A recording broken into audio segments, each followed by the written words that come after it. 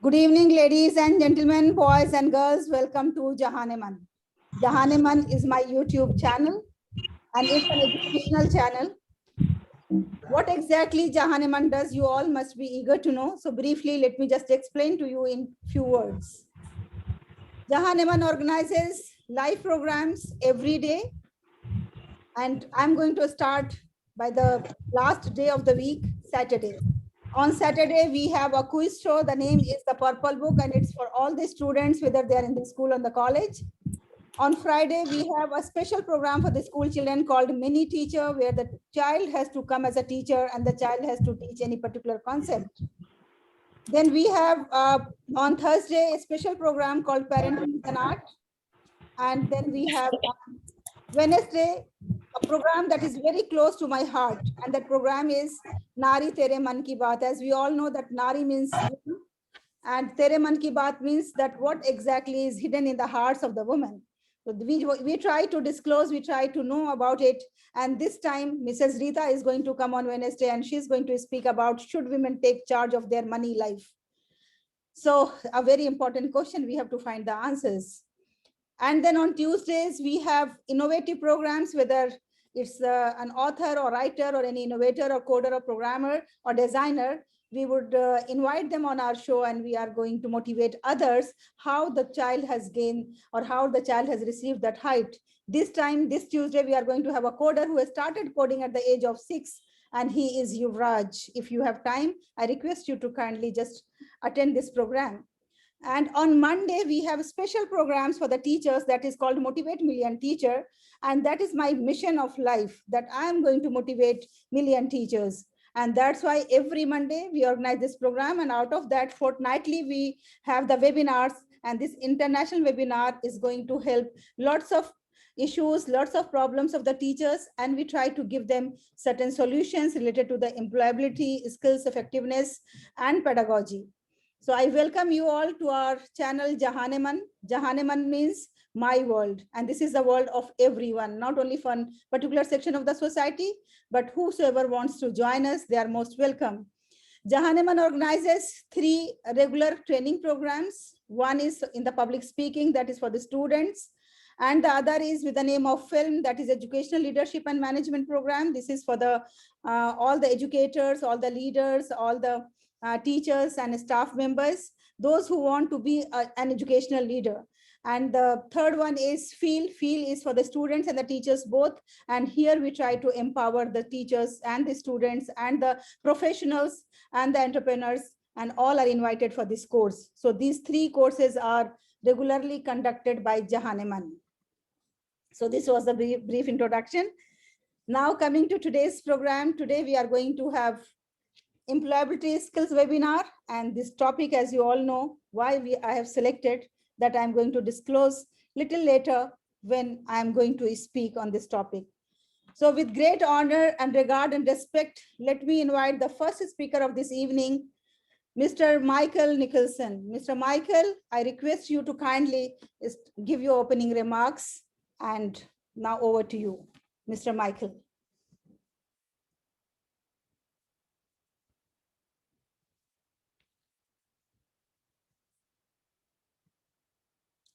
Mr. Michael, we are not able to hear you.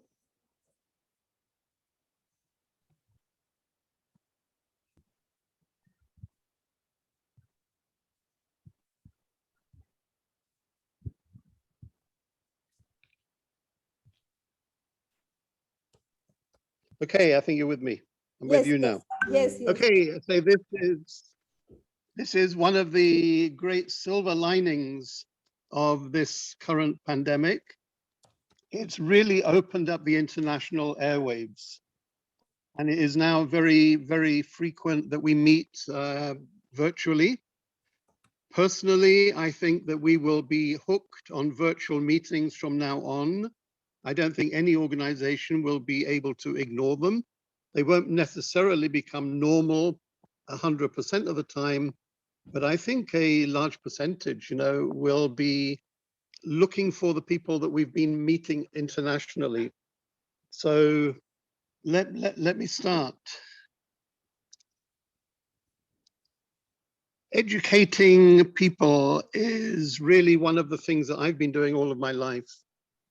I am now 72 years young, busy, being retired, and I have been in human resources for 45 years.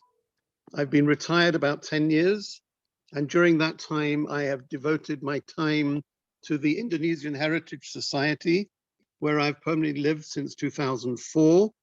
I originally came in 1981, and I went to school in Singapore in 64, 5, 6. So I'm not a stranger to this Asian area. But anyway, the thing that I'm noticing is that people are on board with virtual meetings, and a lot of people don't have the technology really to support good participation. So we really need to enhance the technology of bandwidth. We need to do our utmost to get our governments to provide better and cheaper bandwidth so more people can participate, but also getting laptops into most, if not all homes. I think this is really going to be very, very critical in the future. There are already millions of programs available free on the internet for learning, for teaching, whether it's for hobby or even sort of quite senior academic activities. And I think this is one of the areas where we need to develop self-learning much more than we are doing at the moment. Yeah, I think there is so much, I mean, we spend so much, and as Halima will confirm, I'm sure she spends hours, if not weeks, developing her training courses. And once they're done, you know, they can be replicated. She doesn't physically need to be there. But if they're available for people to come and avail themselves of that training at the convenient times for them, bearing in mind that we're in an international environment where 24 hours is the norm now. So people are available at times when we're sleeping. So I think those are some of the areas where things will move in the future after the pandemic. One of the things that I've learned over my life by experience is that the academic training we do quite often is irrelevant in many respects. I think a lot of students nowadays do a 3 or sometimes 4, in Indonesia we do 4-year basic degree. And by the time they graduate, the learning they've stuffed into their head is already obsolete, particularly in some of the science subjects. So that's something, you know, that needs to be addressed. Yeah, we need to be involved in lifelong learning. A basic degree is just that, a very basic degree. It's a platform from which we need to develop ourselves. And we need to take that responsibility ourselves. So we as trainers, educators, we need to be encouraging our students really to be doing that for themselves. Yeah, don't wait to be spoon-fed. The things that people are going to be learning in the future, I don't know. I don't think anybody really does know what's going to be valuable. I think people are going to become much more career mobile. I think it's probably already 20 years ago, before I came to Indonesia, 2004, there was discussion in the HR community about people having 5 careers in their life. Not 5 jobs, 5 careers. I mean, maybe they would start as a scientist, and they would move on to being an author. Then they would possibly move into research, and then maybe get involved in the government. And then they would probably do something entrepreneurial. So totally different skills for each one of them. And that's why I think training needs to be tailored to the individual. And the person that's best able to do that is the individual. However, they need a lot of guidance on where to go to get the information. And I think that's where we as educators really can have a big impact, is really networking people together so that they can form groups of like-minded people.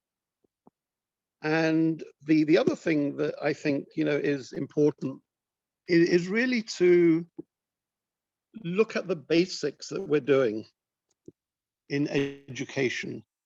And I'm involved with Agora Speakers, which was founded 5 years ago in August. It is a completely free program. There are no membership or tuition fees. All of the work, and there is extensive training available, freely available on the internet, on the website, has been produced by volunteers. So it's completely run by volunteers, and they take out of it the satisfaction of making a contribution. But I mention Agora and speakers as really providing training, not so much in speaking, obviously that's what we do, but in confidence building.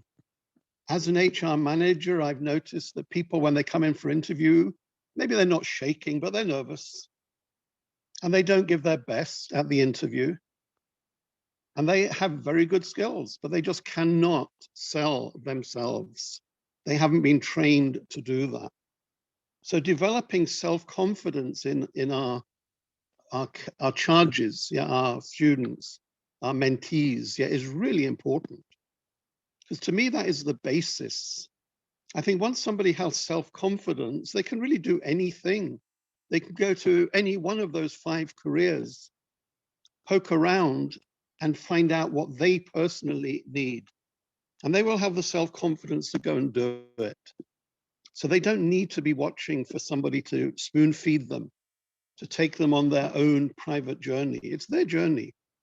If we teach them how to do it, it's much better. I mean, the saying, I forgot what it was now, but I mean, teach a man to fish, feed him for a day. Teach a man to know how to fish, feed him for life. And again, education's a little bit like that.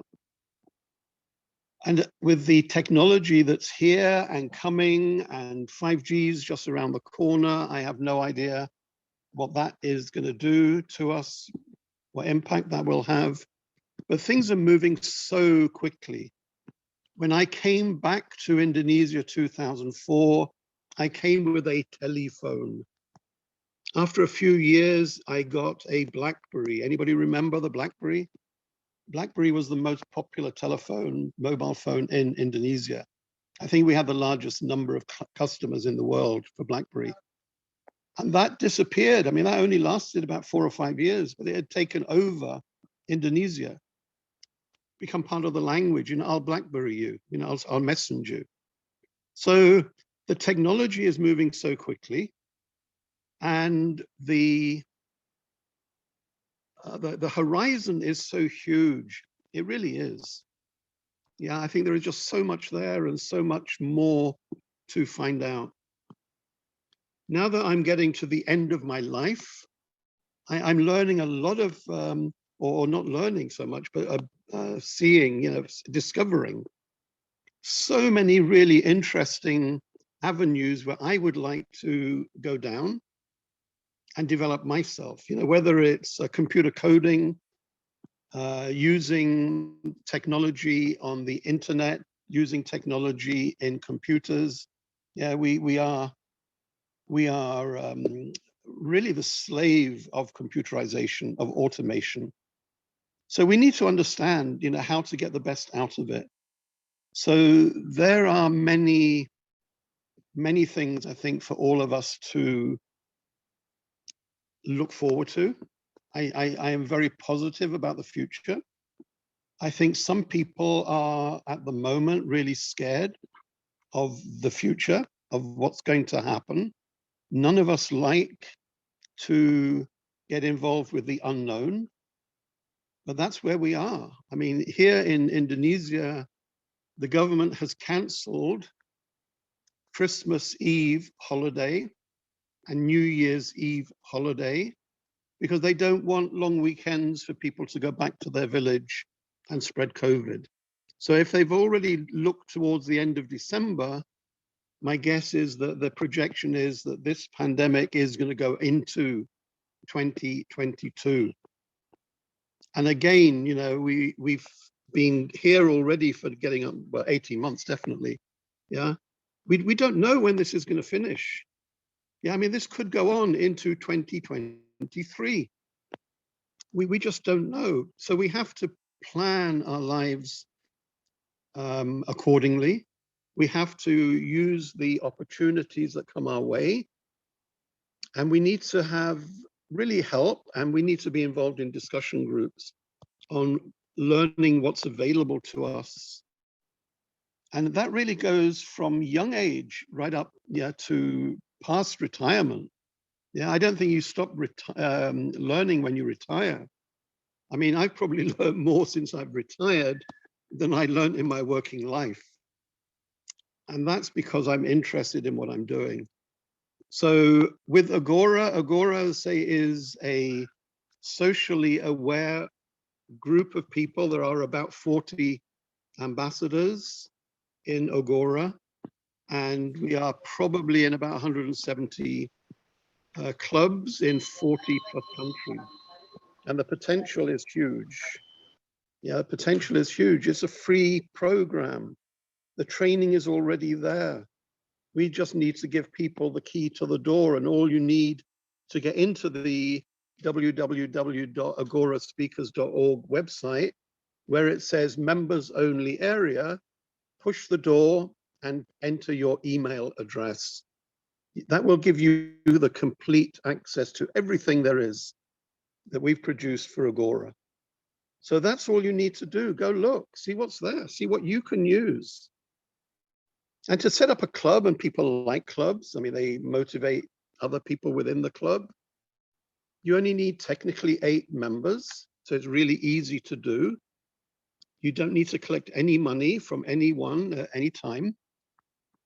To set up a good, sustainable club, I think personally, I would think of about 20 members, because even though, I mean, my clubs, I tend to run weekly, and weekly is maybe too much for some people. And that's fine. Yeah, I mean, the meeting is weekly. People don't individually have to attend every week. So they cut their cloth to what's available to them. What time do they have? So, you know, I think this discussion we're going to have tonight is going to be really interesting. I'm also looking forward, yeah, to learning and see what new ideas are coming up. Yeah, I think there are so many things that are going to happen in the next couple of years. Once we get out of the pandemic, we have no idea really what's happened during this 18 months of the pandemic. It's not going to stop. It will keep going. And I think once the dust settles and we see what's happening around the world, there will be a lot of destruction, sadly. There will be a lot of opportunities raised, though. And that's where I would like to stop. I'm not sure what my time was. I wasn't timing myself, but Yes, sir, your time I'm is happy up. to be the timer for the others, if you would like. Yes, sir. Thank you very much. Thank you, Mr. Mike. Thank you so much, You are sir. on time, and it was really a great speech, no doubt, and opening remarks with lots of concerns regarding the teachers. So, ladies and gentlemen, put your hands together and give a big round of applause to Mr. Mike and his Agora. I have attended Agora, and I know that how much I have learned through Agora, and still I'm associated with it. Every fortnightly we meet, we prepare a speech, and we speak in front of the public, and then we are given lots of suggestions, lots of advices how to improve our speeches. So that's really a practical platform. And I request you all, whosoever can join, please join. Thank you very much. Now, ladies and gentlemen.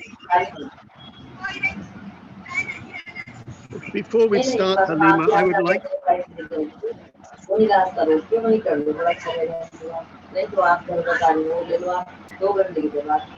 Ladies and gentlemen, I request you to kindly be muted, except when you are asked to start your speech. So next, I am going to take just 10 minutes time of yours. Why I have selected this topic?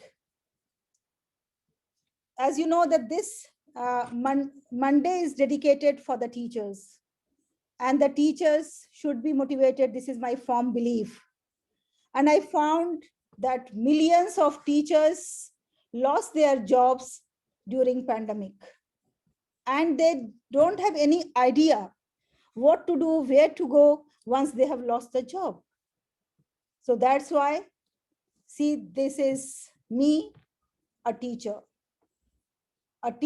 without a job, a teacher without employment, a teacher worried about how to feed the family and how to fulfill the needs. Before I begin my presentation, let me just ask a simple question, very simple question, that what do you think which all skills are required to be a teacher? When we become a teacher, what all skills we should have? And for that, I have taken the help of Mentimeter.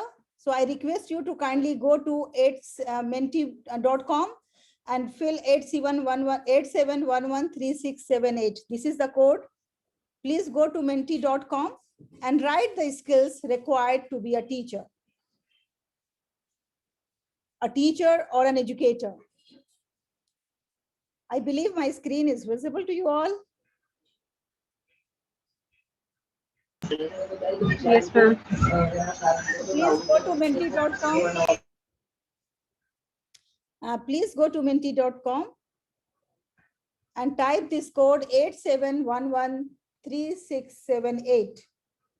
And there, please write the skills required to be a teacher. Like 1 million, more than 1 million teachers are unemployed. Naturally, they all are having particular skills. So how we are going to make the best use of those skills? I'm sorry, I'm still waiting for your answers. Please go to menti.com. Right now, Mike was telling that technology has now taken up. So without technology, we cannot even think of any presentation. Just go to Mentimeter or menti.com. There you will find a space to enter code. Yes, wonderful. We have started getting 87113678.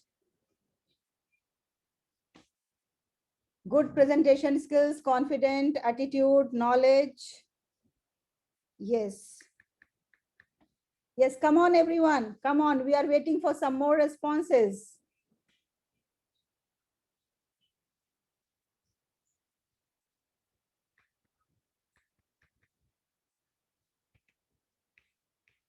Yes, wonderful. Subject specialization. And then attitude. Very good. Technology knowledge. Wonderful.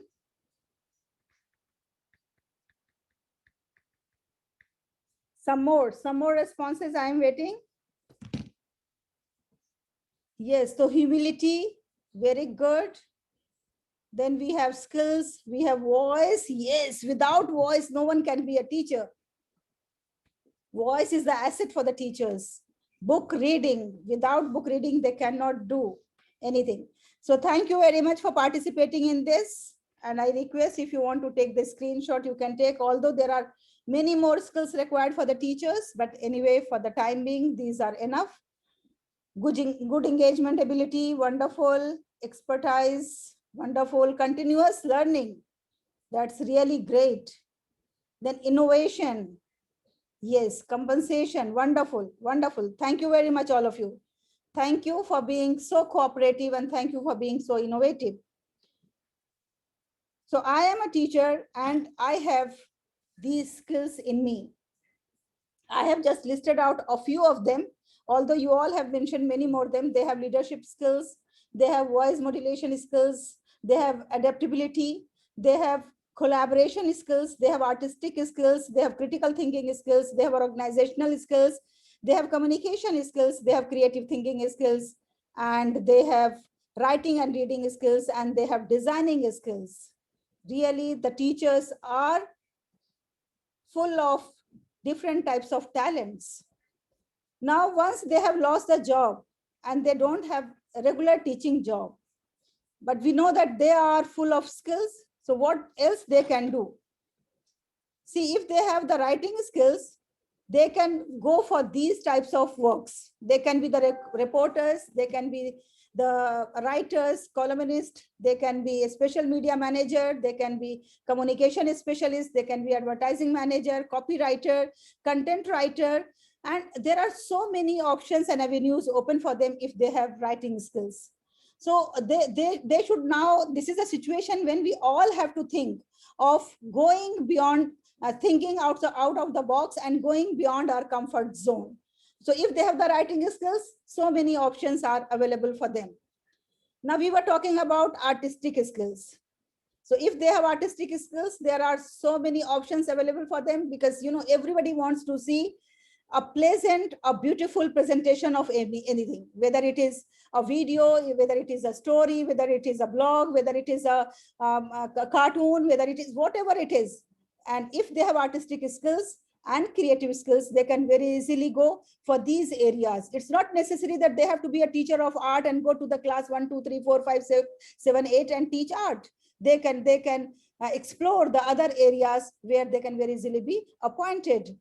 If they have voice modulation, nowadays voiceover has a big industry, and voiceover is required for animation films, then for video games, advertisements, corporate presentations, radio jockeys. So lots of options are available for them. But the issue is that we the teachers are not aware of our skills. We always underestimate ourselves, and that is the reason why we don't explore these areas where our voice modulation is going to play a very important role. Now, as I said, that they are great book lovers, and they naturally, without reading books, they cannot survive in the field of teaching. So if they are the book lovers, they can be proofreaders, they can be booksellers, they can be bloggers, they can be social media managers, they can be translators, they can be editors, even they can be book review writers. And nowadays book review writers are getting handsome money, and it's an industry, book review writing, that is taking up, and all the publishers, they want good writers, those who can write the reviews, nice reviews, very genuine reviews about the publishing new published books. Now they have the organization skills, as you all have mentioned already. So if they have the organizational skills, they can go for the educational consultant, they can go for the literacy coach, they can go even for the event planning.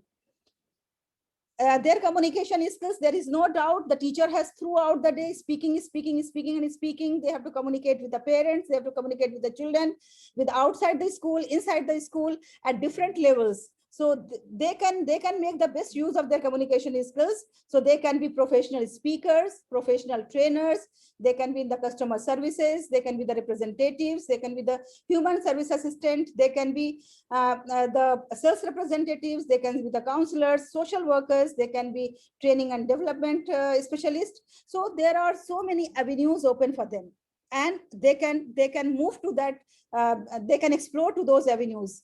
Mike has rightly said that we should not always stick to one profession, and throughout the life we are thinking about that, very job chali gayi, I have lost my job, what to do, how to earn the money.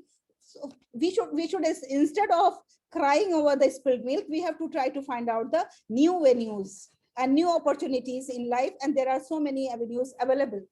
So these are a few avenues that I have mentioned. There are lots of many other avenues that we have to explore, and the teachers especially have to do little research on this.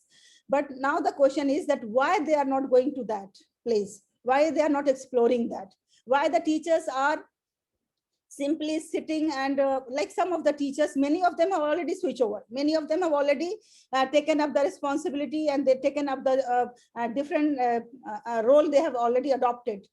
But when we talk about those who have not taken up so far, so the only three reasons I can see. One is that they don't want to move out of their comfort zone. throughout like 10 years, 15 years, 20 years, they were teaching. So now they are thorough with the content, and they are thorough with the methodology. Like they are on the automation mode. When go to the class, okay, now today I have to teach Python. So they will start speaking and they will start doing the activities.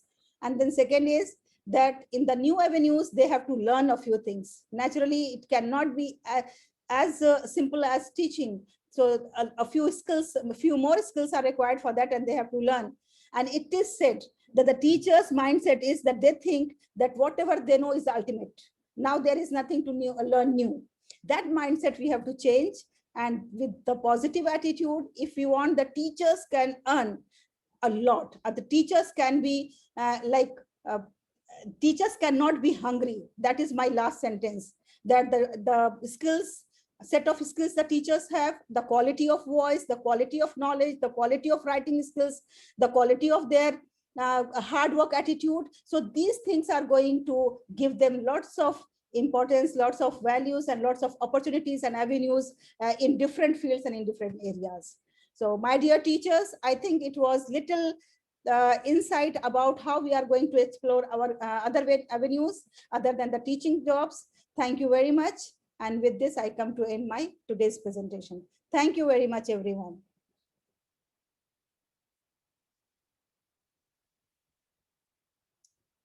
Dear Ramana, I hope I have not taken much time. Ma'am, no, ma'am, absolutely no. Thank you.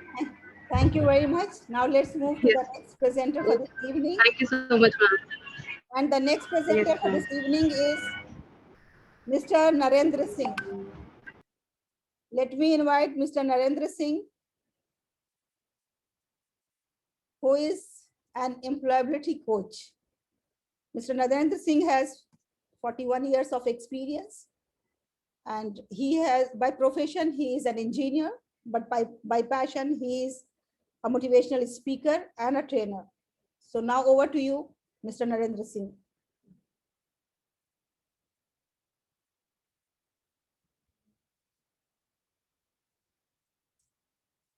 Please unmute yourself, sir.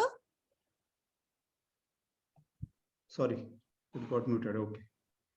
Yeah. Good evening, ladies and gentlemen. As Madam mentioned, I'm an employability coach, trainer, and speaker.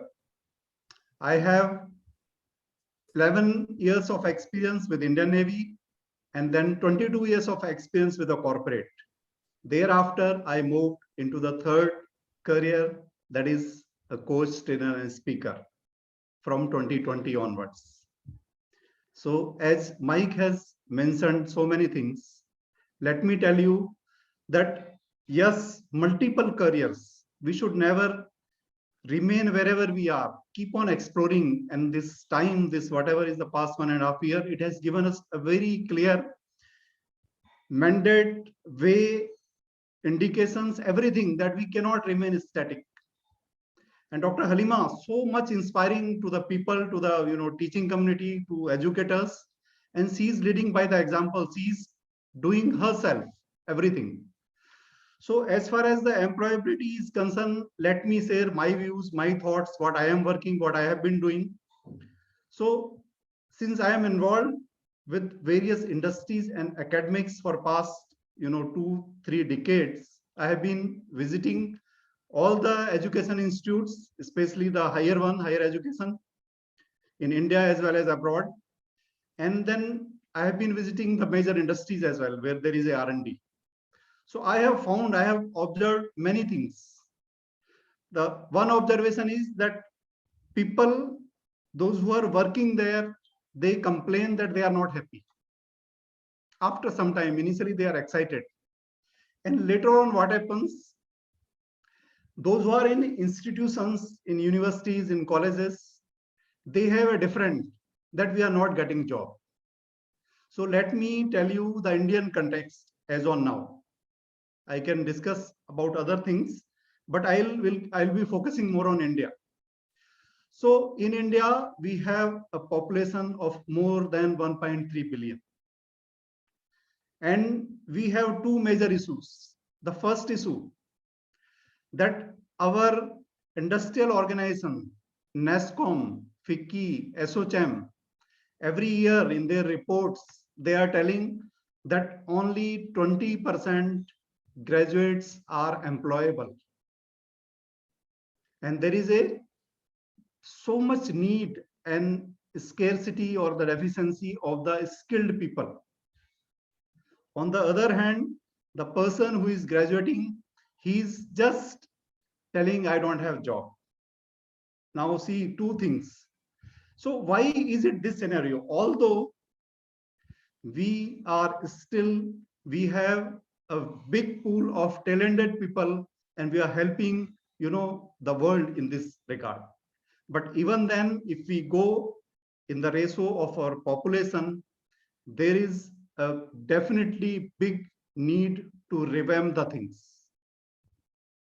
See, our average age of Indian is 29 years compared to 37 years for China.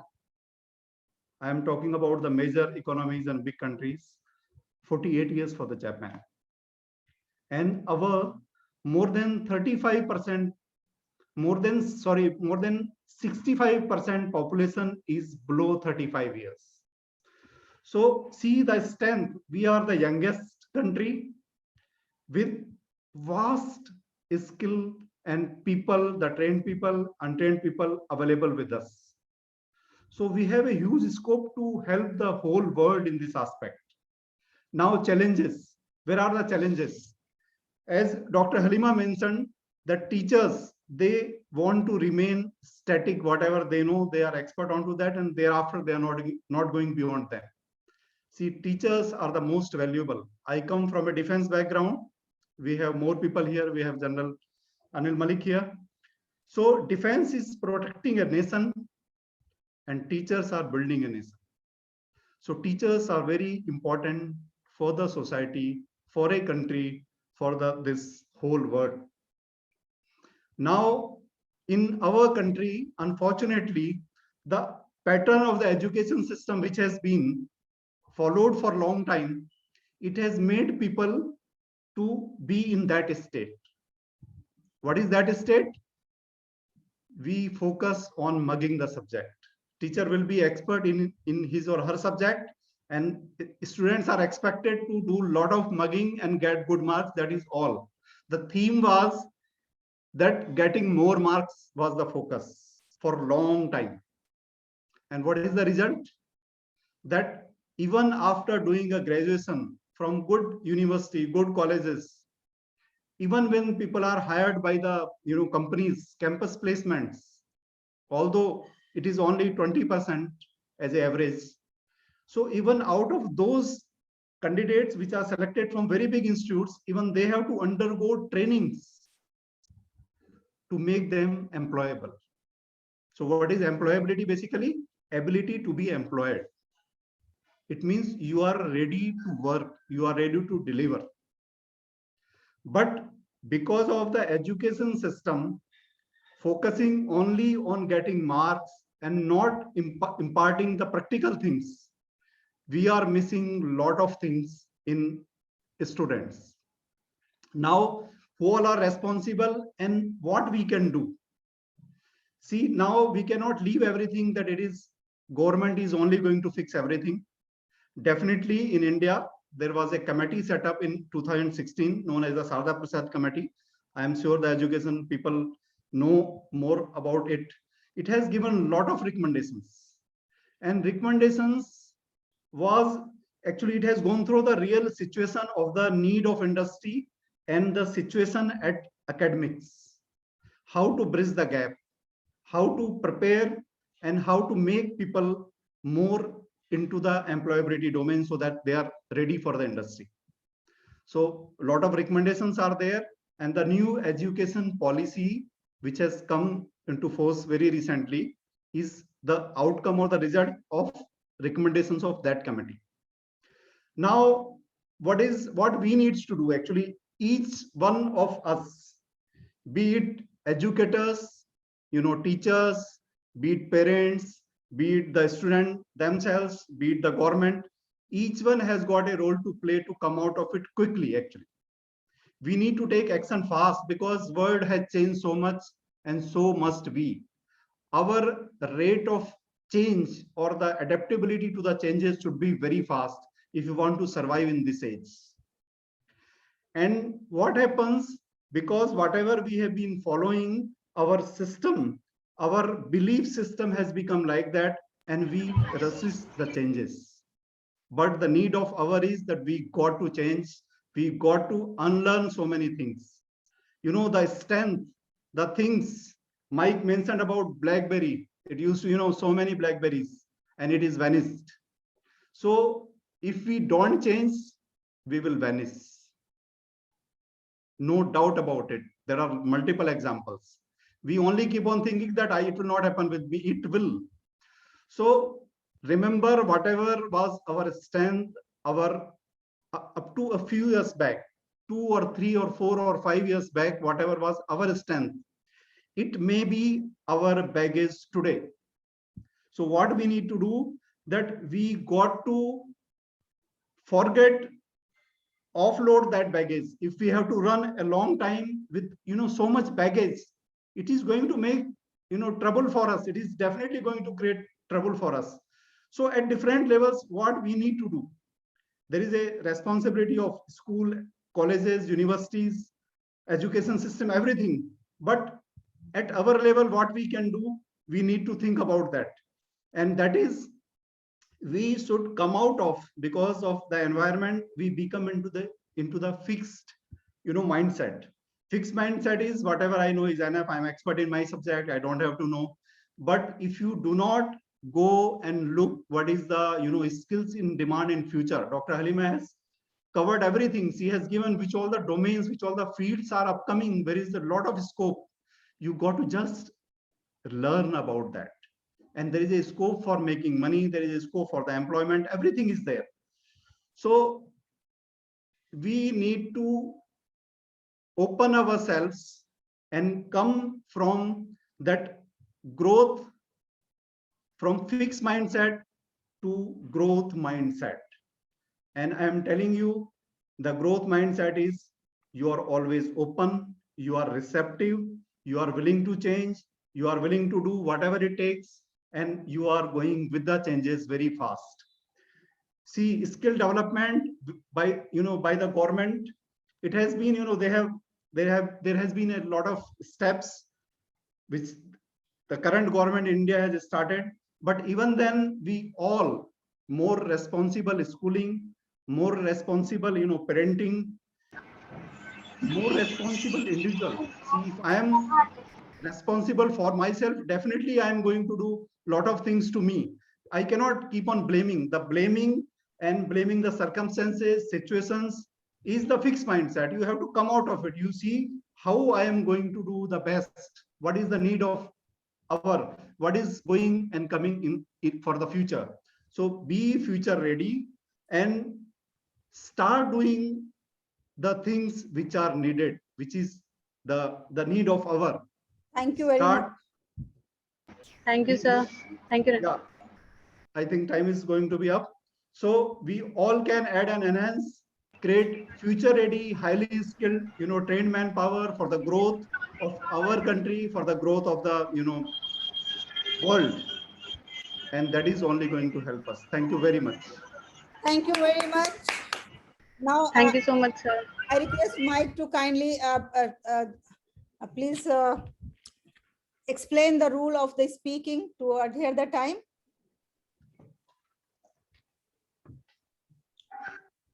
We are not able to listen to you. Mike, you are not heard by us. Narendra ji, it was wonderful. Very nice. Thank you. Thank you very much.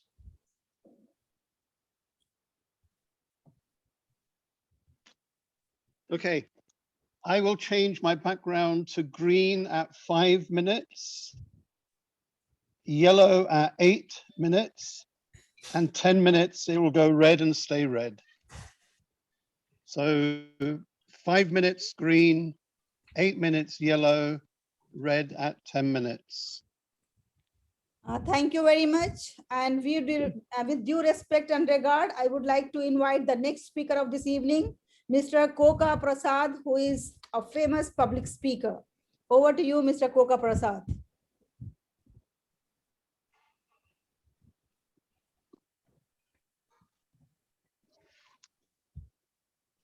Thank you, Dr. Sadia, and esteemed panel of speakers present here. Good evening to you all.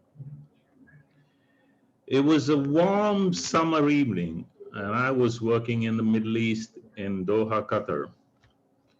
As I entered the hall with my jacket, my wife was sitting in the aisles along with 500 other people in the room.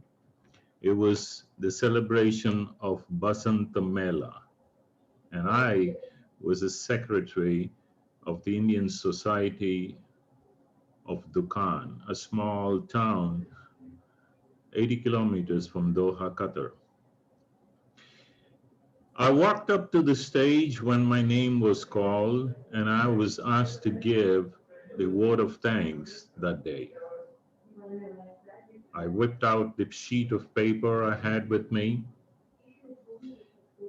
I laid it on the lectern and started off. Somewhere between the lines, I froze. I could not speak a word. My wife was in the audience trying to nudge me, saying, "Come on, finish it. Say something. Dad, what are you doing there on the stage?" I don't know. It was like an hour for me. I stood there like a statue. I babbled something and I walked off down the stage.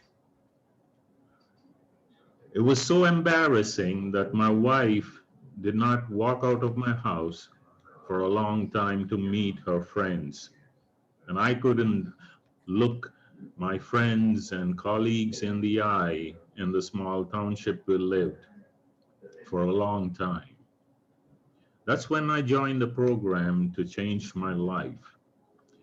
I learned to speak, and I competed at the World Champion of Public Speaking in the year 2008. I went on to win the club contest, the area contest, the division contest, the district contest, and finally the semi-finals of the World Champion of Public Speaking held in USA, Canada. I beg your pardon, in North America, in Canada. That was the first time I competed, and I vowed I would do it again. And in 2009, I did it again. In 2010, I did it again. I was at the World Champion of Public Speaking 3 times in a row. I did it 5 times altogether. It changed my life totally. I could stand up and speak to myself. I could speak to the world. It gave me the courage to stand up and open any door that stood in front of me. It gave me recognition, fame, fortune. Believe me, I got promotions because I was recognized by the community that we lived in. It totally changed my life. Today, I'm in India and we have an opportunity to form orators clubs here in India. And we are doing so with Mike and the other people here in the group. Mike just now said how we are making a difference in this world. Narendra Singh also reiterated less than 20% of the people in India are employable. Why is it so? We produce the best of the best engineers. They code so well that they reach NASA.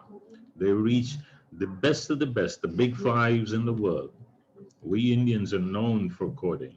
But when it comes to standing up and speaking and explaining what you're going to do, hardly a few can. Why is it? More than 50 lakh people graduate in this country every year. And I ask my students, would you want to be a pile of CVs on someone's desk? How would you fall out of the CV? What difference do you make? Everybody in our country attains great marks, 99, 80 above percentage. But what makes the difference? When you're able to communicate clearly, you stand out. When children and students join my club and I ask them to stand up, they can't go beyond saying their name and what they've studied. They can't say a word. What difference can you make for yourself? It is sad, you know, that communication skills is attributed to the lack of communications is attributed in our students and our educated society. They hardly can say a word.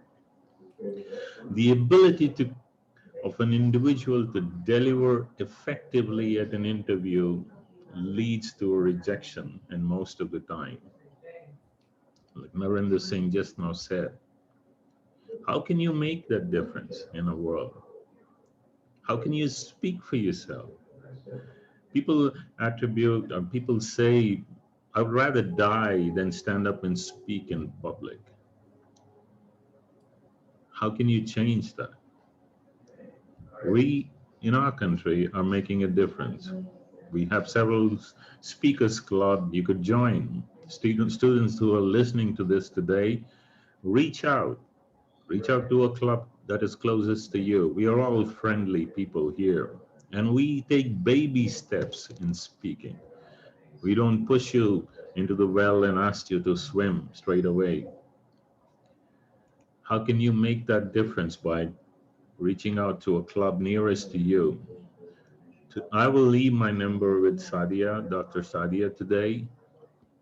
You could reach out and make a change to your life and be recognized. Besides having that degree, marks on your CV, you need these essential skills to stand out, believe me. And you can do it for yourself. Nobody else can do it for you. Thank you, Sadia. Thank you, Dr. Sadia, for giving me this wonderful opportunity to speak. Thank you. Thank you very much. I'm totally mesmerized and don't have words to speak. The way you have started, the way you have conveyed your message, that really speaks a lot about an expert. And we are not able to believe in your first story that you have narrated to us, but still we have to believe in this. Thank you very much. It's an honor for JAHAN-E Man to have you on this platform. Likewise, ma'am. Thank you. God bless you. So ladies and gentlemen, this is the sign of the greatness of a speaker, that he has completed even before time. Thank you very much, sir, once again. And now our next speaker is Mr. Vishal Singhal. Mr. Vishal Singhal is co-founder at AI evangelist called Street. I'm sorry if I'm pronouncing No it. worries, ma'am. Yeah, thank you very much. Now over to you, Mr. Vishal. Sure, ma'am. So I'll reintroduce myself. So I'm Vishal Singhal. I have about 20 years plus experience. I'm a co-founder and AI evangelist with Cellstrat. It's about 10-year-old business, but I went broke in between. After 5 years of my business, I went broke, almost kind of bankrupt. So went into job again to work and regain some of the wealth that I had lost, and then rejoin the business again.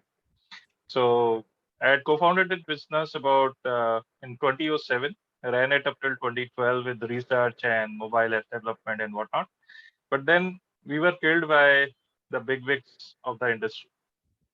But once an entrepreneur, always an entrepreneur. And I've been given this topic of entrepreneurship for all. So I would like to, that's why I'm telling you my story in brief. So restarted our entrepreneurial journey when I was able to restabilize my family with some of the income that I had generated and saved for another venture stint. So restarted the same business, Self-Strat, in 2015 with AI as a core area. We thought now no company, large or small, should be able to beat us because it's a brain game. It's not, no kind of funding could be able to beat us because it's a brain game. So when I'm saying that, I mean that entrepreneurship is a lifelong learning journey. And if you have to succeed and remain in business, you have to remain very, very focused as well as lifelong learner. You cannot just stop learning any time of the day. So teachers have been considered gurus in our gurus, and this guru word or Gyan word has been taken by the world and adopted by the world, that lot of places now Gyan word is used. Even in UN speeches, I've heard that we are going to have some Gyan sharing by the luminaries of the industry. And similarly, we have this guru or we have that guru. Even Americans use this word quite a lot, that we have AI guru now coming up on the stage. So now guru is very, very respected word, and guru also means lifelong learner. He or she learns from the students, he or she learns from the nature, he or she learns and teaches those learnings to the students. So now when we are talking about entrepreneurship here, some teachers I have seen, and as Mr. Singh rightly said, that 20% unemployment, like employability skills, then people have mucked up most of the things, so they are uh, getting redundant, or they are hesitating to become uh, reskilled as well as employable again. And they say that we are unemployed because government is not giving jobs, or private companies are not giving us job. But actually, problem is that they are saying no to reskilling. They are saying no to lifelong learning. So my prerogative is that if we are not a lifelong learner, we will stop growing ourselves. And with stopping of ourselves growing, we cannot be teaching the future children. And now, since we are participating in this event, which is a live online event, which could have been done offline in pre-pandemic era, and now it's going forward, it will be online only. So you have to learn. You have to generate a lot of presentation skills, lot of video production and promotion skills. Without that, you cannot be teaching. You cannot be training students or your future pupils or even teachers to become conversant enough with technology, as well as make them enable to train others to become conversant like that. So you have to be future ready all the time. You have to keep learning all the time. I have 20 courses in my to-do list. So 20 courses of about 45 to 60 days that I need to be studying in next about an year's time maximum. Otherwise, I will be losing some of my skill set to others. Mugging will not work, as Mr. Naren already said. Mugging has been the norm of the day, but now lifelong learning is the norm of the day. If you are not uh, scaling yourself and with practical application oriented courses, then you will be redundant very soon. Then video is the norm of the day. Like I have been running this venture of AI e-learning since last 6 years, and recently, like I'm also taking coaching from another gentleman from Pune, and he said that you have been producing a lot of webinars. You have been promoting a lot of your courses through maybe animation, graphics, and things like that. But unless you speak yourself, people will not believe. Unless you come on the video yourself, people will not believe. Your presentation, your animation, everything will go for a toss until you speak into the video. So I did a YouTubing course. YouTubing has become the trend of the day for youngsters, school going people, college going people, you name it. Everybody is trying to create short videos, long videos. Now presentation only will not work. If you send a presentation to anybody expecting them to go through your 10 or 20, 30 slides, they will not do so. Just try to produce that video and presentation on the video. If you can do that, possibly you will be able to compress all of that 20 slides presentation into your 2 or 3 minutes of video. That will be much more impactful than any presentation put together. So try to learn YouTubing. So I had been producing videos for almost 4 years now into this venture. We have been doing, in last August, it came to a situation that we were doing 60 to 90 webinars a month. And that was humongous. And we were producing so many videos. We were putting it on YouTube all the time. We have close to 300 odd videos on our YouTube channel, but we have not been able to get so many number of views. Those are technical sessions which are liked by the industry people, developers and stuff. We have not been able to get right number of views or desired number of views. When I did this 4 Saturday YouTubing course, I started another channel. We have started teaching children 6 to 12 grade or 5th to 12th grade children in AI technologies. I'm talking about hardcore Python, machine learning, deep learning technologies to 6 to 10 to 11, 12th grade students. With my mentor's guidance on that YouTubing course, I started another channel called CS Markets channel on YouTube. In just 1 month time, I've got 1,000+ views. With just maybe 30 odd videos, I've got 1,000+ views. It is getting, some of the videos are getting viral and getting a lot of good reviews, comments and feedback, likes on those videos. So all this is required by teachers of today. So I highly recommend creating, learning and creating videos today. So then next is, I read an article recently and I liked it very much. And I saw similar kind of learning, I think in 2015. I read a book called The Slight Edge, if you can get a hold of it. The Slight Edge, I'm forgetting the author's name, and it said that if you just read 10 pages a day, if you hear at least one podcast a day, if you hear one TED Talk a day, you will be almost reading about 3,650 pages a year. You will be that much more knowledgeable in any subject of your choice, and you will be able to speak much more than anybody of your peers. Same education, same skill set, everything will remain the same among your peers, but you will be 3,650 pages more knowledgeable than them, and you will be able to speak much more confidently on much more variety of topics. I started doing that, but in last 6 months, my reading has gone down because of busyness and work. So finally, I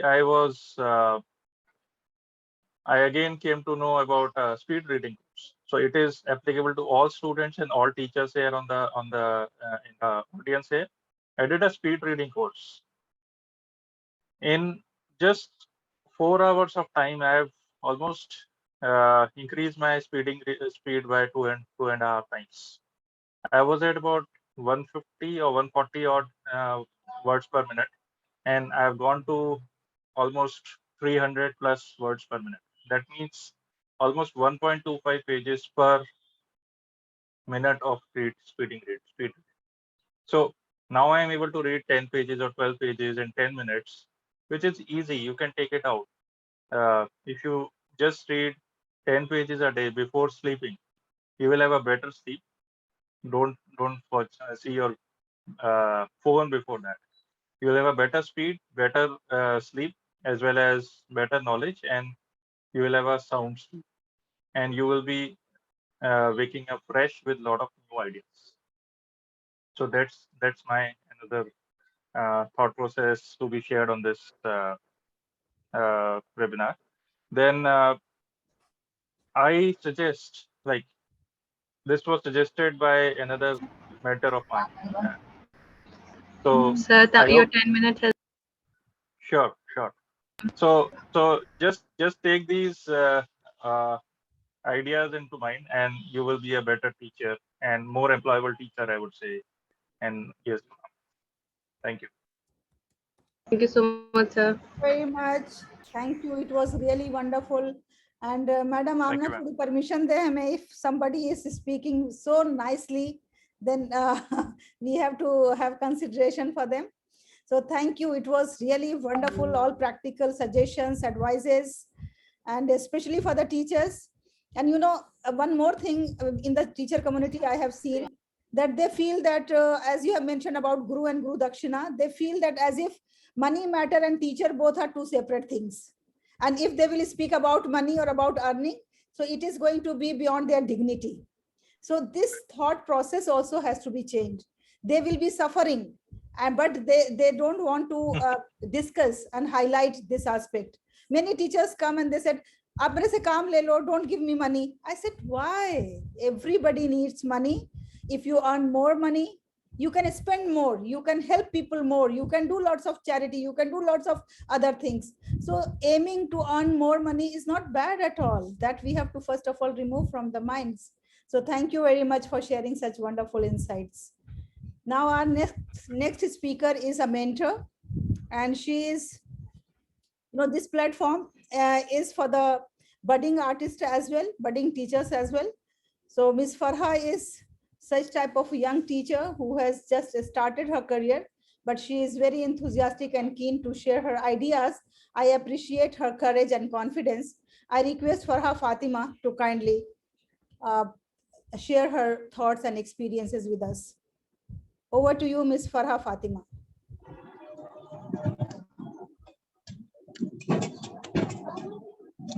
In the name of Allah, the most gracious and most merciful. Respected speakers, and my dear all listeners, Assalamu alaikum and very good evening, all of you. I am Farah Fatima from DCA Lucknow. First of all, I am very thankful, my great Allah. Now I would like to thank you to Dr. Halima ma'am for including me in this webinar. So now I can share my ideas with all of you on employability skills. So the employability skills is known as a hard skill also, because it is relevant to profession. Yes. But this hard skill is not only one thing. Even it is a combination of many soft skills. Yes. And you know how many soft skills are included in this hard skill? So now I'm going to share you.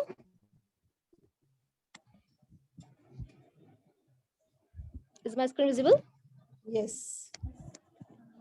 Yes.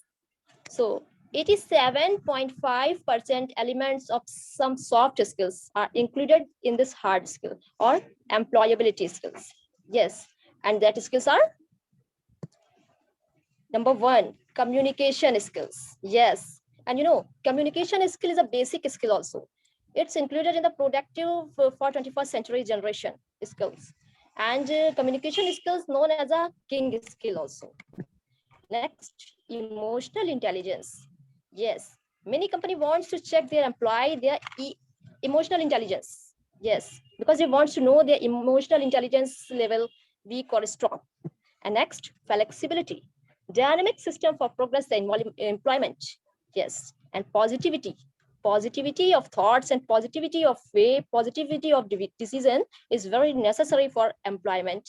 And attitude. It is also a very important part of employability skills. So here now I'm sharing my opinion also with all of you. So we are looking in our society. If any mature person is starting earning to some money, usually people understand, yes, this person is employable. Even now we are living in 21st century when everything is changing here very fast. Yes. But during this pandemic, like we all know, many employment has been disturbed also. So now I'm going to share you this report of ASTD, report of the American Society for Training and Development. According to this report, these skills now you are watching on your screen, these skills group is very must for every field's employment. Yes, these skills are SOLA skills group, 16 skills group. Yes, and here I'm sharing you with all of you my opinion also. So these basic skills, in my opinion, which is very necessary for all employers. This is not for just a job employee, even it's needed for businessmen also, because in my ideas, business is not just a process of buy or sell any negotiable product. Yes, even business is an idea who can solve someone's problem. Yes, let's see its example, like this platform, Amazon. And if I want to purchase any book, if this platform have all authors book, and if I will order, this platform will be delivered at my home. So this is an idea of problem solving and creativity. So like this qualities is necessary for this time employable. Yes, the vision, passion, innovation, patience, these combinations are called to the employability skills. Yes, these skills are very necessary for every employee, because this skills is increased to the employment too, but it is also very helpful to identify an employable person, to identify the opportunity for employment. Yes, and combination of these skills is called employability skills. Thank you, all of you, for listening me. Thank you very much, Dr. Farha. Halima. Yes, thank you. Thank you very much, Farha. It was really very informative that how many skill sets are required to be employable. And you have quoted very apt examples as well. Thank you very much and keep it up. Now our next speaker is a speaker who himself is a coach and who trains the people how to speak for TED Talks. So let me invite with due regards and respect to Lieutenant General Anil Malik. Over to you, Mr. Anil Malik.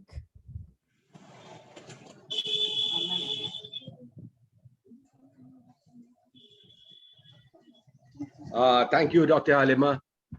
Pleasure to be here this evening. You know, when I went to school,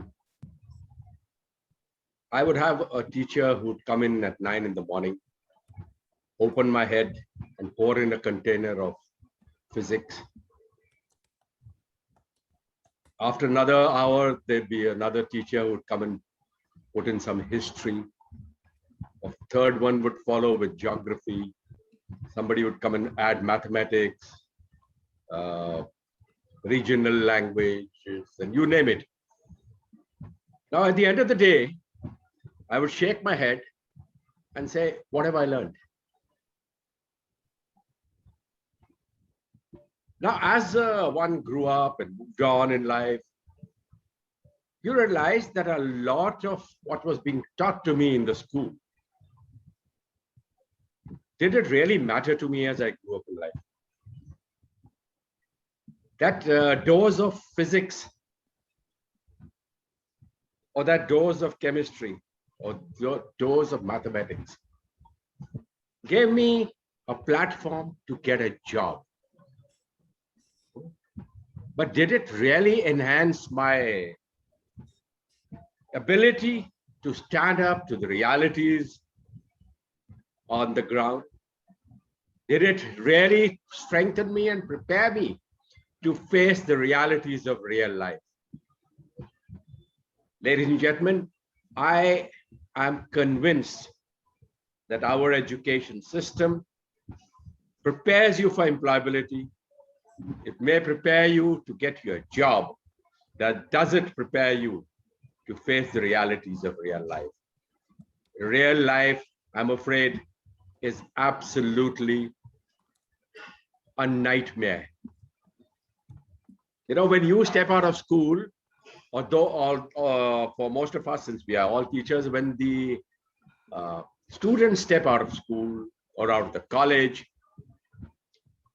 they are convinced that a fine education system, modern education system has taught them realities. They know that tomorrow when I get out, the entire world is a stage where the audience is waiting for me to perform. But when you get on that stage, you realize that nobody is going to be there to clap for you. Nobody is going to be there to hold your hand. The lovely teachers, I remember some of my teachers in school who taught me so much. They are not there now when I was facing the real world to hold my hand. My dad, mom, everybody who I could depend on. I used to look over my shoulder and somebody would be there to provide for me. But that's not what the real world is about. The real world extends from road rage to meeting the targets in their corporate job. That's the real world. So what matters in the real world are people. And so therefore, my first message to everyone is that when you send out your students to the real world, teach them how to build good relationships. I don't know, in my school there, we used to have a session called moral science, and it's there in some of the institutions where they taught you certain, but the majority of the schools, like we all discuss, even public speaking is something I should have learned in school. I should have had the confidence to get up on a stage and speak. But it didn't happen. So where do I go now? I mean, I'm not trying to scare people. But the fact of the matter is that these are realities of life. But also, you also realize that all these things depend on two very important facets. One is your mindset, and mindset implies how you see the world. That's your mindset.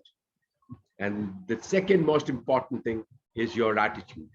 And attitude, when I say attitude, it implies how do I react to what is happening in the world.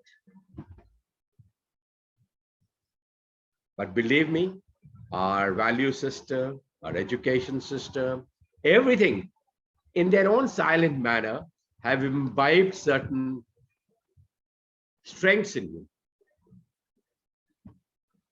And those strengths are one, the values that you were taught. Those values start from the home. There's no other place. The school only enhances them. The education system may brush it up. But it's the home where you're taught the values. My mom taught me that where there is muck in the house, you're not supposed to dump it outside the house. But today's reality is somebody's mom forgot to tell him that when you take that muck and throw it outside the house, don't go and throw it outside the neighbor's house. Okay. But these are realities. This is what you should have been taught. Attitude. We keep talking about attitude. Huh? In school, they told me attitude should be positive, negative. Today, I also read something about neutral attitude. In my perception, attitude is much more than positive and negative. And Dr. Halima knows I have spoken on this attitude issue earlier. In my perception, attitude is your attitude to society. Most essential, your attitude of gratitude. Are you grateful to your parents? I don't know how many of us hug their mom every morning. Or do we take our parents for granted? If we don't adopt that attitude of gratitude, home, in the family, I'm afraid it's never going to become second nature. My attitude towards the teachers who taught me. Do I remember their names? My attitude towards society. Okay, I'm a very fine student. I have good manners. I have I can take all the right skills that I've acquired. And of course, my knowledge of physics, chemistry, mathematics is profound. But how do I behave with a guy on the road? The first guy you meet on the road, you let out the latest cuss. He responds the same manner. You know, your responsible attitude also is dependent on your responsibilities as a citizen. Has the education system taught us your responsibilities as a citizen? I couldn't care less if the government of India spends billions of dollars on what in India has been termed as the Swachh Bharat Abhiyan. For the uninitiated, it implies keep India clean. But I go outside and throw my thing anywhere and everywhere. That's the job of the government, to clean the roads. It's not my job to keep the roads clean. It is not my responsibility as a citizen. You know, in Delhi, those of you who are familiar with Delhi, there is a inscription. There is a place called the North Block, which is which houses the offices of the Government of India, the Finance Ministry, and the Home Ministry. In those, there is an inscription at the gate, which says that liberty does not descend upon you. You have to reach out, grow up, and adopt that reality, and become responsible citizens. I know there is so much to speak. Each attribute, each method of attitude has got its never-ending discourse. I just want to finish off by saying, so spread the message. Teachers, employers, students, go out in the world and say, I've got a good attitude. I have an attitude of gratitude. I have an attitude towards society. I have an attitude towards my colleagues in school, college, in my job. The day you think that, and I'm a responsible citizen, I think your education system is tops. Thank you very much. Pleasure speaking to you. Wonderful, wonderful speech and wonderful ideas.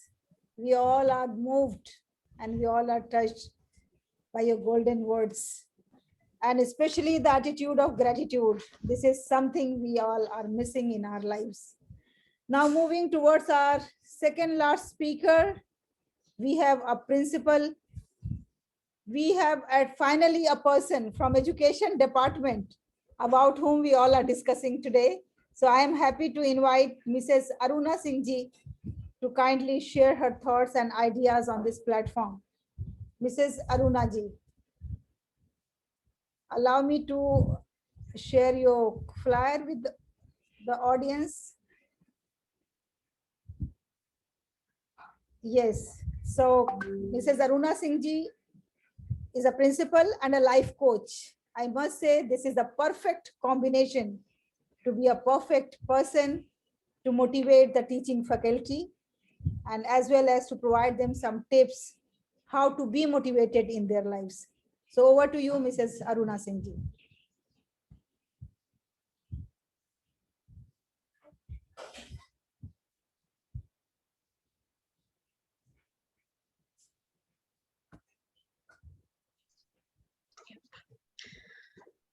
Good evening, all the esteemed speakers here, and of course, Dr. Halima. And I think you have touched in most of the places. But I want to talk specially about the classrooms, you know, how we can change those places into much better and more interactive classrooms, and how we can actually start teaching in the way that we want the children to be. And employability skills cannot be developed overnight. Maybe we learn one course and we start doing one thing. But as a complete person, we need to learn a lot of things. As all of you have said, attitude is not something that we can learn in one day. And gratitude has to be from your childhood, because I still remember this is something, I had been doing throughout my life, and it was taught by my grandfather. He said that every day night, you better write a journal, and you better write what good you have done and what bad you have done that day. Maybe you don't go and say sorry to somebody, but you need to know for yourself what you have done. So your retrospection and looking at your behavior throughout the day makes every day a better one for the child. That is one thing which I had been doing, and I'm so grateful that Malik sir has said about this. And I want to talk about a creativity in the classrooms. Now, what is creativity in the classrooms? That is first thing. Why do we need to be creative? Can we learn it? Can we do it? And what is the use of it? So if we become creative, what happens is our sensory development is boosted, cognitive development increases, and we are emotionally stable when we are able to express our thoughts. And our gross and fine motor development is also perfectly observed by the teachers, and it can be attended. And social development is another thing which really helps us to do better. Now, if I talk about creative classrooms, what is it? That is, it is multidisciplinary. If I'm teaching maths, I should be able to do physics with it. I should be able to do commerce with it. I should be able to do geography with it. And creativeness allows you to express yourselves. So what is the outcome of that is we become a better person. We are not bottled up with emotions. It promotes thinking outside the box, and it gives us problem-solving skills. It reduces stress and anxiety, and it gives us into a happy zone. And it gives you a purpose, and it leads to feelings of accomplishment and pride. So I can go on and on and on about these things. And so how do we become creative actually? The first way I would say is, if I have a challenge, the first thing teachers, what we do most of the time is we try to allow us to only give the questions and answers in one simple format. But I think we should be using more formats of open-ended questions. Let the children discuss, let the children come out with the ideas, let them talk about those things, express themselves. And that was the basic concept why we used to give those books to the children when they were young, read the Cinderella. What is the point in reading a Cinderella story? It is allowing the child to imagine. It's allowing the child's brain to go beyond. Think whatever can happen. How can somebody come out of a small a pit, or a frog turning into a prince, something like that, it's absolutely highly imaginative. It doesn't happen normally, but the child is imagining those things and he's able to express. And what we teachers usually do is, because we have a problem of correcting the content that the student writes, so what we try to do, we try to give them a perfect content. Okay, learn this, come back, reproduce it. It's so easy to correct it, and allot marks. And once you go away from that path, of course, it is a little bit difficult for the teacher to evaluate those students. But once you get into that mold, again, the attitude comes there. Then you can easily mark the students also in such a fashion. Then next one is, I have learned something, right? Supposing I have learned physics pressure. Where am I using it? And you will be actually shocked. I was talking to students of around 8th and 9th class students, asking them, have they ever seen a pressure cooker? They said, yes, we hear that every day. I said, did you ever see it properly? They said, no, because they are not allowed into the kitchen. And your kitchen is such a big storehouse of information for so many things. And then the project went to understand how a pressure cooker works. Right? It was such a thing that every household has it, but not a single child knows how it operates. What are the concepts behind it? And then we come down to even a simple fulka, the chapati that we make. Why does it rise up? Nobody knows. So integrating the everyday processes, why are we learning this actually? Why are we doing these question answers? Why are we doing these chapters? That's where am I going to interpret it?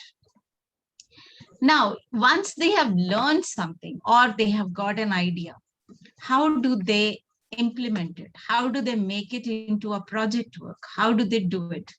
And over here, I would like to say that when I went to a bank for the first time, I didn't know how to operate the bank, frankly speaking, because I had never been there. So why don't we take the children to a bank and show them how the things work there? Because that is a necessary thing for throughout our life once we start getting the money in our pockets, but we don't know it. And of all the things, I would specifically say here, women are totally ignorant about this. That's another thing which we need to put in. So all these things, what are required in our daily lives, why the things are happening. If I start teaching chemistry through my kitchen or through the activities that I'm doing since morning, even I'm brushing my teeth, I need that chemical compound there to brush my teeth. What are the compounds that are there? Why do we use it? If we can tell the children such things, I think education would be at a different level totally. And if I want to teach mathematics, I can go to a basketball court and do my mathematics there. And I can do biology there. I can do mathematics there. I can do physics there. I can do your English there, actually. But we are so stuck up in our classrooms. We are so stuck up in the traditional manner in which we do that. We write 5 question answers in the notebook, 10 fill in the blanks in the notebook, and we are sorted. I think we have to move out of those things. We really, really have to move out of them. And another very important thing, as the children grow from 10 years or 12 years, I think we have to give them an exposure to so many things around them. And we have to teach them something which maybe they can take it up as a profession later on. But we are so much stuck up with only the subject content and completing that curriculum or the syllabus, which becomes very difficult for the child to actually interpret it into the daily lives of his or hers. So the paradigm has to change from just teaching and learning to doing and understanding and interpreting it and expressing it somewhere. I think there are so many children, if we have the necessity, we do a lot of jugadu things, right? So that is something which is creativity, how we are going to use it. We don't teach children proper gardening, which is the basic necessity for us. How does a plant grow? How does a plant reproduce? How does a plant flower up? And how does it actually impact our lives? We don't show them. And when you ask children, where do you get these things from? They easily tell you that we get from the supermarket. So that's big, shocking experiences that that are happening around these days because we are not putting the children out of the classrooms. I think textbooks are something which has to be only the pointers for us what all to teach. But I think our teaching methodologies have to go beyond the classrooms and beyond the textbooks, and we have to really tell them how to actually express. And then we have to think about evolution now. How do we evolve out of this? So the children need to be given the exposure to go and speak on the stage. As Malik sir was saying, I was never allowed to do that. So we have to be very sure that 100% of the children have to be on the stage at some stage or the other per year. We have to ask them to create something. Just give them one topic and ask them to interpret it on a picture mold. I think my time is up. I can go on and on. Sorry about that. I just saw the red color there. So just to end it, I think the mindset has to be changed for teachers, and the teachers have to become more involved and evolved in the classrooms. Thank you so much. Wonderful, wonderful, fantastic speech on this educational day. It was really very much needed. And thank you very much for giving so many ideas. I think the video, when the teachers are going to watch it, it's going to be very, very beneficial for them. And your examples have reminded me when I was in Dubai. One day the teacher was doing vocabulary enhancement activity. I just asked the bus person to come, take those children, 30 children in the bus, and go to the nearby store. And then I asked the teacher, okay, you are teaching them pulses, rice, and then coriander and turmeric. You go and ask the store person to give those things and teach the children, this is turmeric and this is coriander. So it was really a very good exercise that you have already mentioned. Dr. Halima, I did this as an Antakshari. Oh, wow, that's great. Thank you very much. So ladies and gentlemen, since we come to the end of our program and we have 3 more speakers this evening, I request our next speaker to kindly be brief and then just speak for 5 minutes because we have to wind up the program and conclude on time. My apology to the last speakers. May I request Mr. Umar Khan to kindly share his views. Mr. Umar Khan.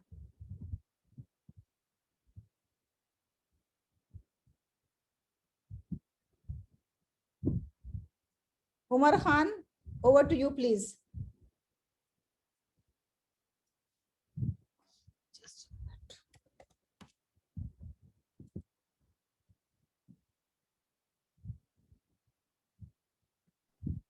Assalamu alaikum wa rahmatullahi wa barakatuh. Thank you for giving me this opportunity.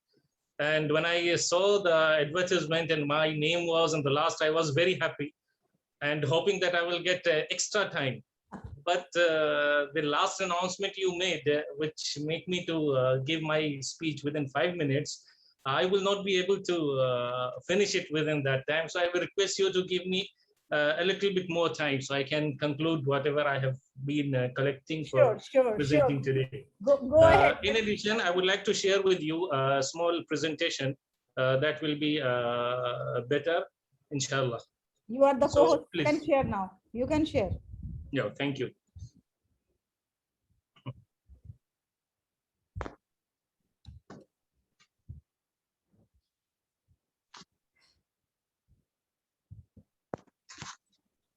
Okay, I have selected, when you requested me the topic, employability skills. This is a very vast topic and so many skills are required. So I was thinking what will be the right way to conclude it in a very few words. So in that, I found the story of Yusuf alayhi salam is a very good example for employability skills. And throughout the discussion, usually people go ahead with what are the skills a person need to improve and inbuild himself so he can be employed. But this is the view of the candidate himself. To come to the right employability skill, we should look into the matter from the person who is the employer. What he is looking for a person who is going to employ him or take him as employer in his organization. So that is very important to understand the real market. So the story of Yusuf alayhi salam, which is explained in the Quran, as well as the different religious holy scriptures of different books and different nations, the story is very beautifully explains how the skills been acquired by Yusuf alayhi salam and then how he was being selected. I have already given that the story of Yusuf alayhi salam have 4 different phases, and we are going to go very fast in these phases to understand how the things comes up. The first phase was when he was in the village within his family, and what he have learned when he was in the family. He have learned the morals which was given by his father Yaqub alayhi salam, peace be upon him, and he taught him what to do and what not to do, what is the manners he required. And being in the family, he have learned so many life skills. I want to use a word for the life skill that is called in Urdu saliqa. That is the mannerism, how to do the things, how to make things go smooth, how to solve problem nicely within the family, which he have learned being with his parents. He was in the village and he have learned farming skills, he have learned fielding skills, and so many other skills of creating and building things since he was in the family and in the village. So many new and creative ideas and opportunities for learning was there. Also, he have been understanding the rural issues within the village and type of problems the people of village and rural areas, urban areas usually have. So this was his first stage of childhood. We know that in his childhood, he come to a situation where his own brothers have thrown him in the well, and from the well he was sent to the palace as a slave, where the second phase of his life starts. During this phase of time at the palace, he have learned and showed two or three skills. The first skill which he have expressing throughout his stay with the minister was the loyalty and the honesty towards his master. And he have been showing it off. He was been maintaining it throughout his stay in the palace, as well as he have kept his chastity and morality and known among all the people how good manners and moral person is Yusuf, peace be upon him. In the end of this phase, when he was accused for doing wrong things, and the minister knows that he is innocent, but he decided to send him to the jail as a scapegoat to assure his fame and his family's name not being having any problems, and he can face the people. And Yusuf alayhi salam didn't disagree with the situation, and he preferred to go to the jail instead of making it a big issue. And this comes the important part, that is the sacrifice which Yusuf alayhi salam showed at this moment. And during this period, he also learned the dirty politics which happens, where the people are being targeted for some other reasons, and innocent people get trouble and get problems due to this. And this was a real life situations which he have been facing in the real world. And this is a very important phase when a person is being oppressed for being right. And this is an opportunity for him for learning. In addition to that, he have learned the manners of the palace, the manners of high level people, the manners, how the things is being maintained in upper level of governance. Going to the third phase of the same story, when he was sent to the jail without being guilty, this was also a new learning phase for Yusuf alayhi salam.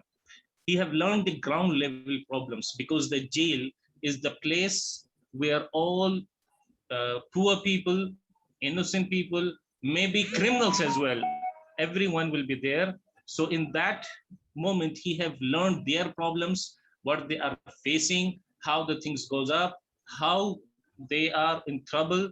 So the real and ground level problems he started learning, knowing, and trying to solve it. He showed he showed caring to the people. He started helping others. Even he started helping the jail management as per the records, and he maintained a new management level in the jail, which was a practice level for him to go for upper and higher positions and responsibilities. During this period, he have showed there is no selflessness in him. He always want to serve people and help them wherever it required. And he have done this job very nicely in the jail. The next part was the next phase, or the fourth phase, when his employment comes, when the king have seen a dream, and it was interpreted by Yusuf alayhi salam that there is a trouble coming to you, 7 years of drought, 7 years no food, and it has to be handled very carefully. And at that moment, the king asked him to come to him, but Yusuf alayhi salam refused to come out of the jail. He said, no, first I want to know my real position. Means the trial should take its own course. So people will know that I'm not guilty. I should not come out of the jail in the favor of the king. I should come out of the jail due to my innocence. And the king ordered for fast trial, and it was going very smooth and fast, and it proved that Yusuf is absolutely innocent. Then afterwards, the king offered him the job. He said, what kind of job you can do? I give you the whole country in your hand. Decide what you want. And at that point, Yusuf alayhi salam didn't show any Greekness. In fact, instead of Greekness, he have shown something totally different. He have said to the king that give me the charge of the Ministry of Finance and Agriculture. And he given two reasons for that. The first reason was, I am Hafiz. Hafiz means trustworthy. Hafiz means the one who keeps the things on the part. Hafiz means the honest one, the one you can trust, loyal. And the second skill he showed about himself was that I am alim, that is knowledgeable, that I am the expert in this field. So anyone who wants to appoint someone for the job, he is actually expecting only two things, two qualities he is expecting from him. The first quality, am I audible? Yes, you are. Yes, yes. The first quality which they are expecting from him is to be honest. This is very important part. And this is the most important thing a person which he is looking for, that he should be honest. The second thing is he should be expertise in his field. Means the field he is in, he is expert. No one is better than him. All the things related to that part of knowledge is done by this person. He is the expert of his field. So this, I wish that every one of the teachers, the students will try to be the best in the field they select. And they learn everything, they practice everything, and they show everything. And last point, before just concluding, give me 1 minute, I will conclude, inshallah. The salika part, that is the mannerism. Mannerism is not something that will be showed off. It is not, it should be inbuilt in the person. Means he should not pay attention and lose his focus of his own work to express that part. The salika should be inbuilt in him, and it is being expressed and done by his habit, not as a focus. So it should be a habit for him. I will conclude with the hadith. The Prophet ﷺ said that Allah loves if any of you do a work, he would do it in the best manner. And thank you for giving me this opportunity. I thank all the guests, all the speakers, and I hope that inshallah it will be helpful for us learning from this situation. Thank you. Barakallahu fikum. Thank you very much. Wonderful. loyalty, honesty, knowledge, mannerism. If you have these qualities, who is not going to appoint you? Who is not going to keep you? So thank you very much, Umar, with a very beautiful parable, with a beautiful example, with a beautiful story. Real life story of Yusuf alayhi salam you have explained. It was really well presented. Thank you very much. So our next speaker is Mr. Zubair with a request of his speaking for 5 minutes. Over to you, Mr. Zubair.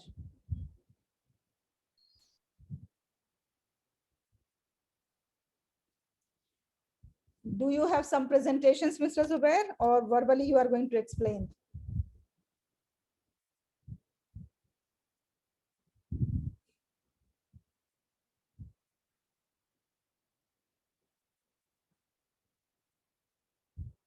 Please unmute yourself. Okay. Now I'm audible? Yes. Okay. Thank you and Assalamu alaikum and good evening to all of you. And thanks Salima madam for providing me the opportunity and many speakers. I was listening to many speakers, their views, and they have done a good job about employability. And today you have given me the opportunity to discuss on this topic. So when we talk about the education system, so teachers are those who can mold their students, and we as a teacher, we have to identify our students' interests, students, their abilities, their aptitude, their skills. And like our previous speakers were saying that every student is different and we have to develop their skills according to their needs. So when we talk about the employability skills, these are the traits and talents, or you can say the aptitude. We have to enhance that aptitude in well manner that make you an attractive candidate for a job. Developing employability skills through education and hands-on training, internships, training, and practical applications can give you an edge in the job. And in addition to giving you an advantage in your job, we have to develop a individual in overall manner, in holistic approach. And when you talk about what is employability is all about, the capability of for gaining and maintaining employment. So employability skills are the skills you have developed inside and outside of the school that you can transfer to the workplace, and you are learning these skills from by various methods, by sometimes in the formal way, sometimes in the informal way. And knowledge and ability is related to a particular job, and the ability to identify suitable job opportunities and self-presentation for applications and interviews. You can't rely on your academics alone to automatically open doors for you after school. So many students already have the employability skills, and we have to furnish them. The key behaviors, for example, the competencies, the soft skills, the transferable skills, the personal skills. When we talk about the coaching, time management is important, motivation level is important, and commercial awareness, and as a teamwork, as a team leader, how can you deal with others, your attitude, your confidence, your honesty, your good sportsmanship, your positive attitude, your problem solving nature, your adaptability, flexible. You have to be flexible in your work, literacy, and reliability, respect, goal oriented work, work in network. So many things you have to do. So written communication, verbal communication, flexibility. So there are lots of points. Professionalism, when we talk about the professionalism. So these are the things we have to develop in our students. So employability skills are transferable skills that are useful in nearly every job. And as a teacher, because we have to develop their cognitive, affective, and psychomotor domain. We have to develop their skills in a good manner. We have to engage them in many hands-on training. We have to provide them such exposure where they can learn. And employability skills are also often referred to as employability skills, like soft skills and the mental readiness or the foundation skills when we talk about. So first is the communication. Communication is one of the most important employability skills because it is essential part for almost any job. The communication process involves 5 elements: the sender, receiver, message, medium, and feedback. communication on social media, communication in group, communication in the company, communication in the school, joining at local club. So your body language, your way of communication. Then teamwork skills refer to the ability to work harmoniously with your colleagues to achieve a shared goal. Your attitude, your confidence, and reliability.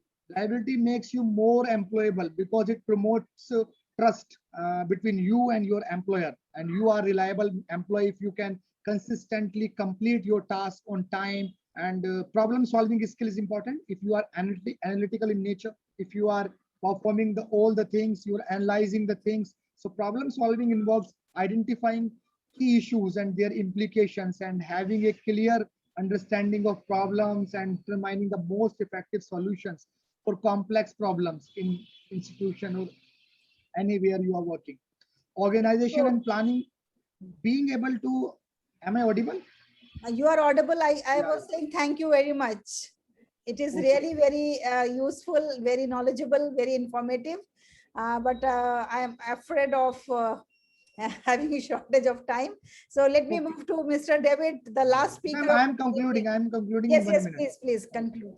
So organization and planning is another thing. We have to organize. Being able to organize the plan effectively is important because it helps you and your employer save time. Initiative, if you are taking initiative means recognizing a problem and solving it, preparing for a potential crisis by taking primitive action.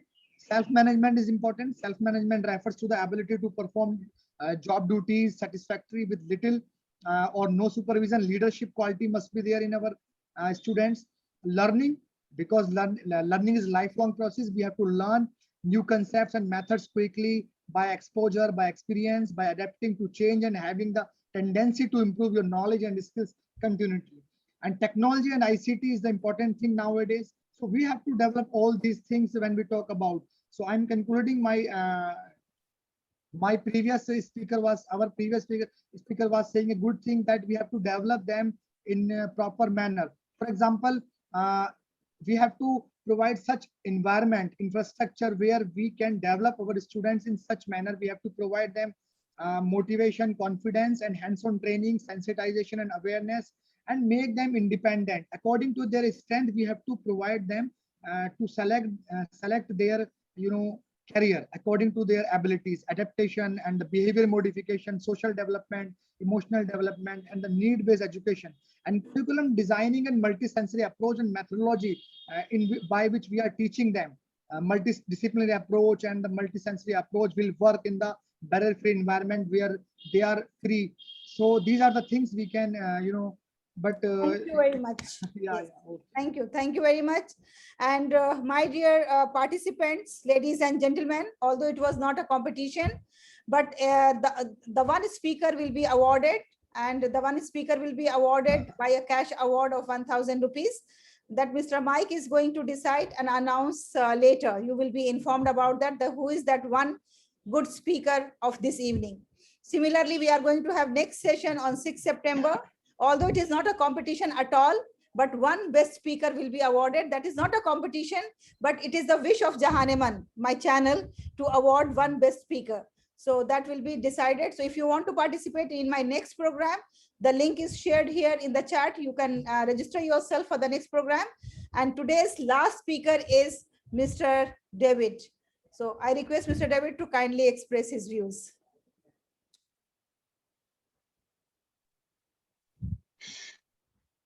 Thank you, Doctor. Welcome guests and fellow speakers. My name is David Haslam. I am born in the UK in Manchester, lived in America for 32 years and have been in Singapore for 18 months. And I've been involved in education for over 30 years, even though I'm not a teacher. I was very close and volunteered for all those 30 years and presented many classes and did many subjects.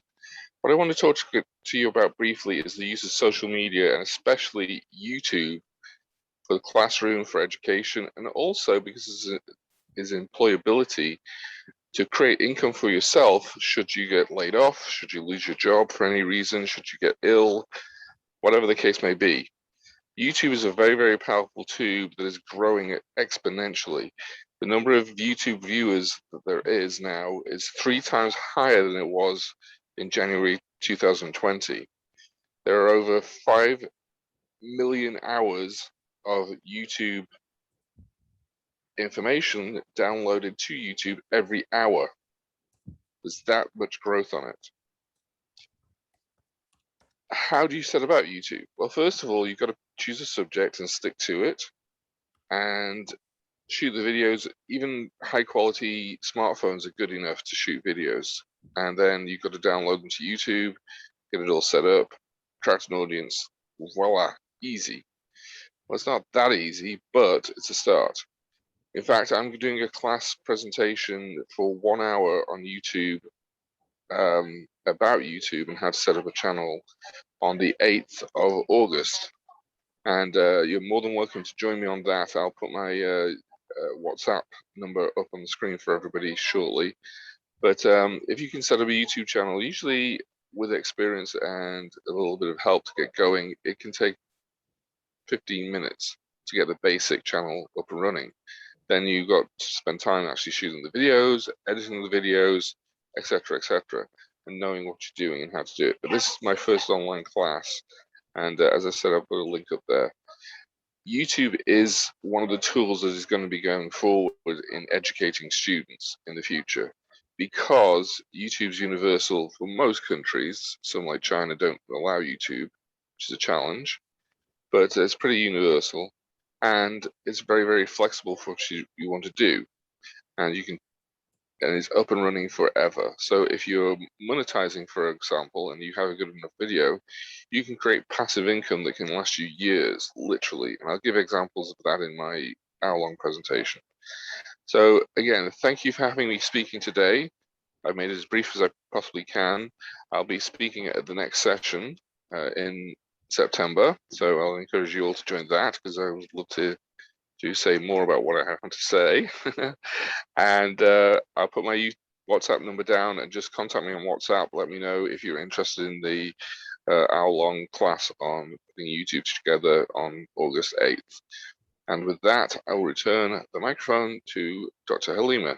Thank you very much. Oh, thank you very much. And yes, of course, those who want to start their YouTube channel, as I have started my JAHAN-E, and it has 3,000 subscribers, and I am very much grateful that this channel is not started for the monetization purpose, but it has a greater purpose. It has a purpose of reaching to the people and creating awareness among the people. That's why we are catering to the different section of the society, and this platform is free for everyone.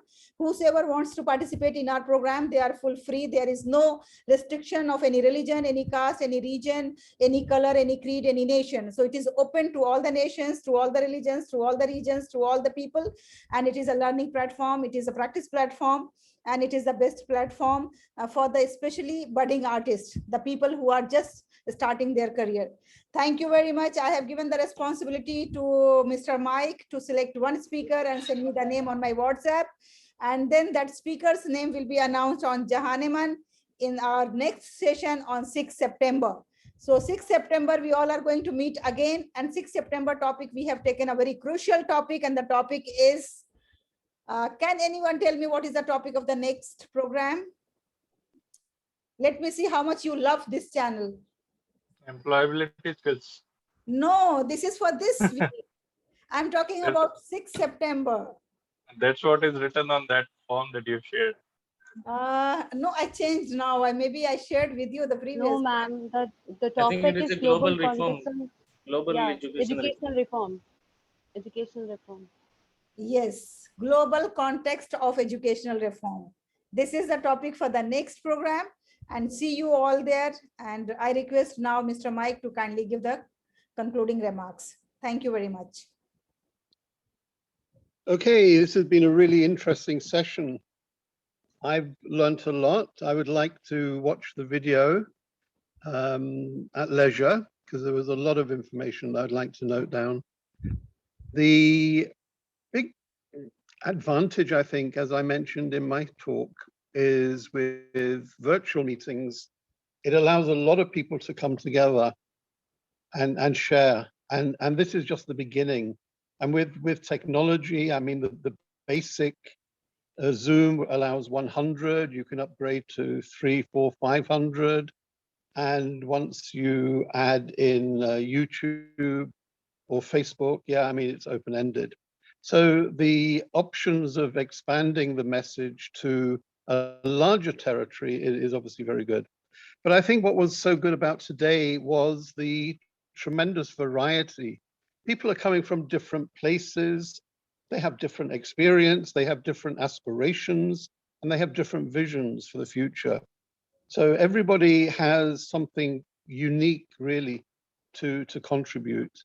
And I think that's really the big advantage of having meetings like this. So thank you, Dr. Halima, for organizing this. I think we've all benefited by participating. One of my mottos is givers gain. We've given our time, but we've gained a lot by attending. So I look forward to seeing you all at future meetings. I will cut myself off now before I overrun my time, and yeah, have fun. Enjoy the Eid tomorrow for those celebrating, and look forward to the next meeting. Thank you very much. Thank you. And yes, of course, happy Eid to those who are celebrating tomorrow. For us, it's day after tomorrow. So wish you all the best to everyone. Thank you, Mr. Anil. Thank you, Narendra ji. Thank you, Mr. Mike. Thank you, Aruna ji. Thank you, Vishal ji. Thank you, Mr. Umar. Thank you, Farha Fatima. Thank you, Amina. Thank you, David. And thank you, Waqar. Thank you, Javed. Thank you, Hansa. And thank you, Abdul Wahid. Thank you, everyone. May Almighty bless you always. And my number is available on my channel. Anytime you can contact me, and see you on 6th September positively. Thank you very much, everyone. Take care. Thank you so much. Have a nice time. Good night.